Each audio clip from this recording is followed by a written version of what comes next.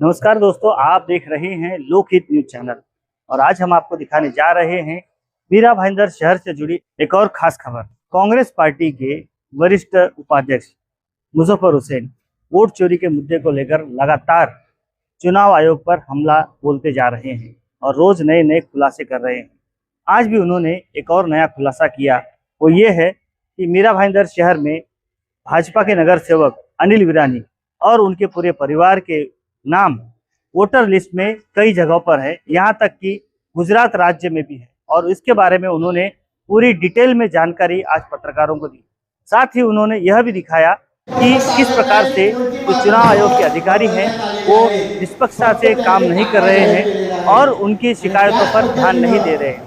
और उन्होंने कहा कि अब उनके पास बस एक ही रास्ता बचता है, वो ये है कि वो न्यायालय में याचिका दायर करें। इस बारे में उन्होंने पत्रकारों को अपनी प्रतिक्रिया दी है। आइए सुनते हैं क्या कहा उन्होंने। इलेक्शन कमीशन 145, 146 और डिस्ट्रिक्ट निवडणूक अधिकारी जो है 145 के प्रदीप मुखने, डॉक्टर बिराजदार और श्रीमती वैशाली माने, इनका गैर कारभार एक तरफ हमने इनको ऑब्जेक्शन सजेशन के वक्त ही 18,000 और 24,000 नाम इनको दिया था, जो इन्होंने डिलीट नहीं किया।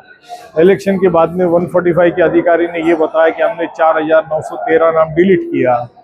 आज 146 के अधिकारी हमको लेटर भेज करके बताते हैं कि हमारे पास डुप्लीकेशन नाम ढूंढने का हमारे पास कोई भी सॉफ्टवेयर नहीं है, आप हमको यादी दो। तो हमने फिर से उनको यादी दिया है।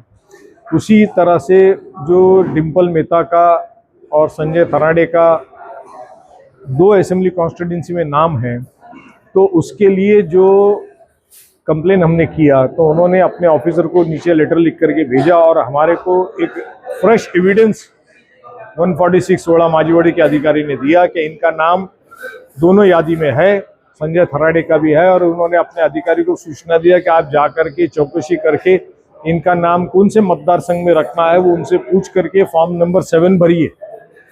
तो ये भी कंफर्म हो गया। इलेक्शन ऑफिस ने हमको लेटर दे के कंफर्म कर दिया कि हमारा नाम है। आज इलेक्शन कमीशन ने अपना जो कार्यक्रम डिक्लेयर किया हुआ है कि 6 तारीख को यादी प्रारूप यादी डिक्लेयर करनी है, 14 तारीख को ऑब्जेक्शन मंगाना है और 30 तारीख को यादी फाइनलाइज करनी है।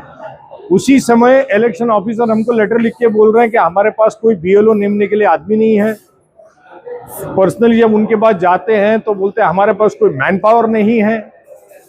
तो किस तरह से इलेक्शन का कमीशन ये काम इलेक्टोरल रोल का करने वाला है, ये बहुत बड़ा एक प्रश्न चिन्ह है। ये पूरे वोट चोरी के अंदर इलेक्शन कमीशन शामिल है। सर, क्या लगता है कि इलेक्शन कमीशन के जो अधिकारी हैं वो निष्पक्ष रूप से काम नहीं कर रहे हैं? ये क्लियर दिख रहा है, निष्पक्ष रूप से वो बिल्कुल काम नहीं कर रहे हैं। इस देश का लोकतंत्र खतरे में है। आगे की रणनीति क्या होगी? कल भी महाविकास आघाड़ी के नेतृत्व में कहा है, उद्धव बाला साहब ठाकरे ने कहा, बाला साहब थोराट ने कहा, राज ठाकरे ने कहा, शरद पवार साहब ने कहा कि हमारे पास अभी ये सारा एविडेंस है, हमारे पास कोर्ट में जाने के अलावा दूसरा मार्ग नहीं है, हमको न्यायपालिका पे विश्वास है, हम ये सारे एविडेंस लेके कोर्ट में जाएंगे। भाजपा के जो माजी नगर सेवक है और माजी सभापति है अनिल वीरानी जी और उनके भाई घनश्याम वीरानी जी, इनका नाम मीरा भाईंदर की 312 नंबर यादी में तो आता है ही। इनका जो एड्रेस है A702 आविष्कार बिल्डिंग, वहाँ पर इनका वोटिंग कार्ड में पूरे परिवार का नाम रजिस्टर्ड है। पर इसके अलावा इन्होंने एफिडेविट में अपने एक जगह मेंशन की थी, पिपड़िया गाँव था जो भावनगर के पास में आता है, वहाँ पर भी इनका वोटिंग कार्ड में रजिस्टर्ड है। वहाँ पर भी इनका, इनके भाई का, इनके परिवार का, इनकी पत्नी का, सबका नाम वहाँ पर वोटिंग कार्ड में रजिस्टर्ड है। साथ ही में इनकी एक और प्रॉपर्टी है जहाँ पर अभी कुछ दिन पहले गए थे सूरत के अंदर फार्म हाउस में विजिट करने के लिए, वहाँ उस सूरत के पते के ऊपर भी इनके पूरे परिवार का वोटिंग कार्ड रजिस्टर्ड है।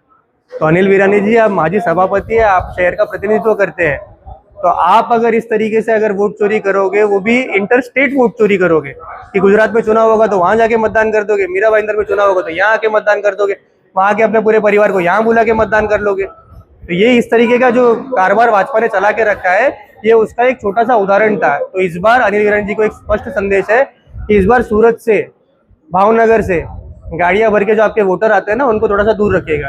तो शहर के अंदर आएंगे तो सही, लेकिन जाएंगे नहीं बाहर।